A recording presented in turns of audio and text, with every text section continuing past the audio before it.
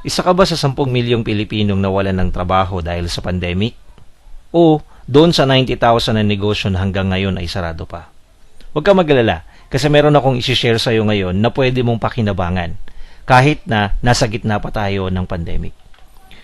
Napansin mo ba na may mga negosyo pa rin na tumatakbo at hindi halos naapektuhan ng pandemic kundi lalo pa nga silang lumago? Mapapansin mo ang isang tinatawag na e-commerce business model. Sabi nga nila, ang e-commerce daw is the new normal.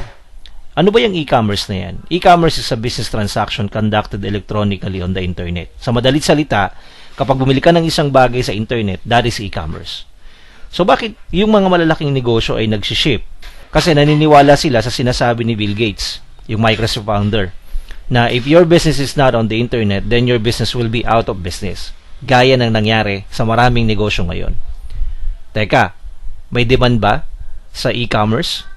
Yes. Bakit? 51.8 million Pilipino na online shopper out of the 73 million Pilipino na gumagamit ng internet. And ayon sa ginawang pag-aaral, 2,700 pesos is the online average transactions. And ang mga malalaking negosyo is nagsiship na rin sa e-commerce. Meron silang physical store plus dagdadagdag din sila ng kanilang online store. Dahil nga sa panahon ng pandemic, mas convenient na ang tao umorder na lang online. Ayon nga din sa data, 58% of the Filipino na may access sa internet mas gusto mag-shopping online kaysa pumunta sa physical store.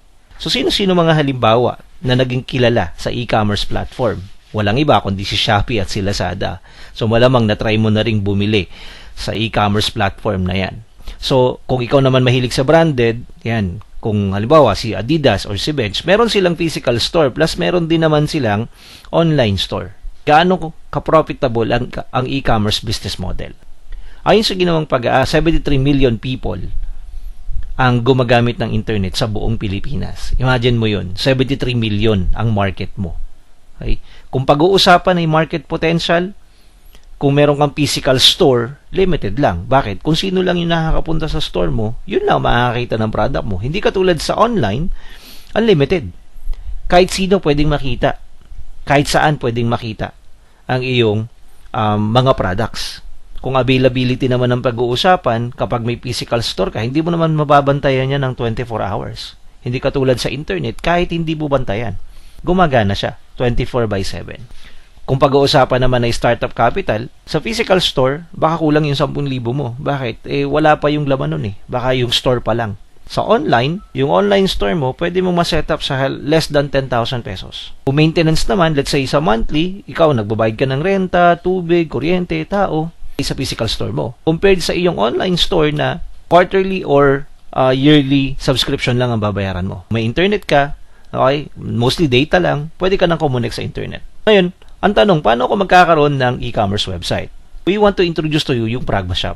Okay, Pragma Shop is a 100% Filipino-made e-commerce platform na nakadesign para sa mga small SMEs na katulad natin. Ano pinagkaiba niyan sa ibang mga platform? Sa Pragma Shop is meron kang parang sarili mong online marketplace. Okay? So, unlike dun sa Shopee o sa Lazada na kapag nagbenta ka is marami kang kompetensya and kapag nakabenta ka ng product, hindi mo buong nakukuha yung bayad. Bakit? Meron silang kinakaltas na certain percentage. Ang pinagkaiba niya doon, kay Shopee and Lazada, dito kay Pragma Shop, buo mo. Sa'yo lahat ng income. Okay? Kung ikaw yung may-ari ng Pragma Shop store. Magkano ba yan? Pwede ka mag-subscribe quarterly for only 1,000 pesos or annually for only 3,500 pesos. Okay, so ano kasama nun? Meron ka ng sarili mong e-commerce website, hindi mo kailangan ng programming skills dito. Unlimited din yung pag-upload ng mga products. Local support tayo kasi mga Pilipino ang may-ari. Wala rin transaction fee, wala rin hidden charges, and meron kang reports and order management. Plus, meron ka pang exclusive training and workshop kung paano mo mas madidevelop at mapapaganda ang iyong online store. Paano ako kikita gamit ang Pragma Shop? Ayan. So, bibigay na po namin sa inyo yung the best options that we have na ginagawa namin para kumita sa Pragma Shop. Okay, so option 1, product consignment. So, ano po ginagawa namin dyan? Kung makausap kami ng mga tao may mga products na sa area namin, like suppliers, manufacturing, stockists, franchise owners. Tapos ipopost po namin yun sa website. And then, kapag may benta galing sa website namin, ipo-forward namin yun sa kanila. Sila na po yung bahala sa shipping, tapos may cut na lang kami sa price ng bentahan.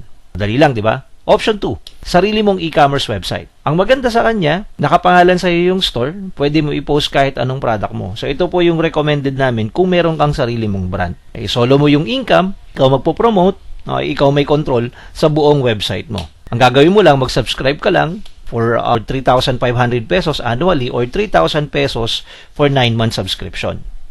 Sir, okay yan maganda yan. Kaya lang ang problema, hindi ako marunong sa website, hindi rin ako nakakahanap ng mga supplier o wala rin akong sariling product. Pwede po kayo mag-join sa aming Pragma Shop Affiliate Board. All you have to do is just comply, mag-subscribe ka lang po sa halagang 1,000 pesos. Ay, meron ka ng sariling e-commerce website kahit hindi mo gamitin. May kita ka every time po na nako-complete yung affiliate board mo.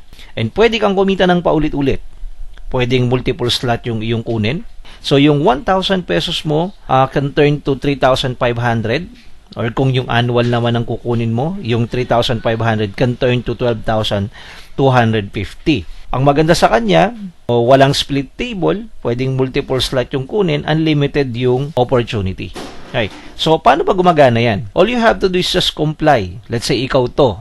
Kumuha ka ng 2 tao, kakilala mo. And sila, ni-refer din si Pragma Shop sa mga kakilala nila. At kapag yung table po na yan, na composed of 15 slot ay napuno, ikaw po na nasa pinakaitaas. Since ikaw ang pinakauna na nag-endorse, ay magkakaroon po ng commission. Okay, depende po sa subscription na kinuha mo. Let's say kung ang kinuha mo ay 1,000 pesos, you will receive a commission of 3,500 pesos. Ngayon, kung 3 slot naman ang kinuha mo at lahat iyon po ay na-complete, yung affiliate board, automatic po ay meron kang 10,500 pesos. So, ganun lang po kasimple. All you have to do is just share it to your friends, relatives, na nakikita mong kailangan din ang Pragma Shop at gusto rin kumitang kagaya mo. So, if you want to know more, all you have to do is just reach out dun sa taong nag-share sa'yo ng video na ito. Thank you and welcome sa Pragma Shop.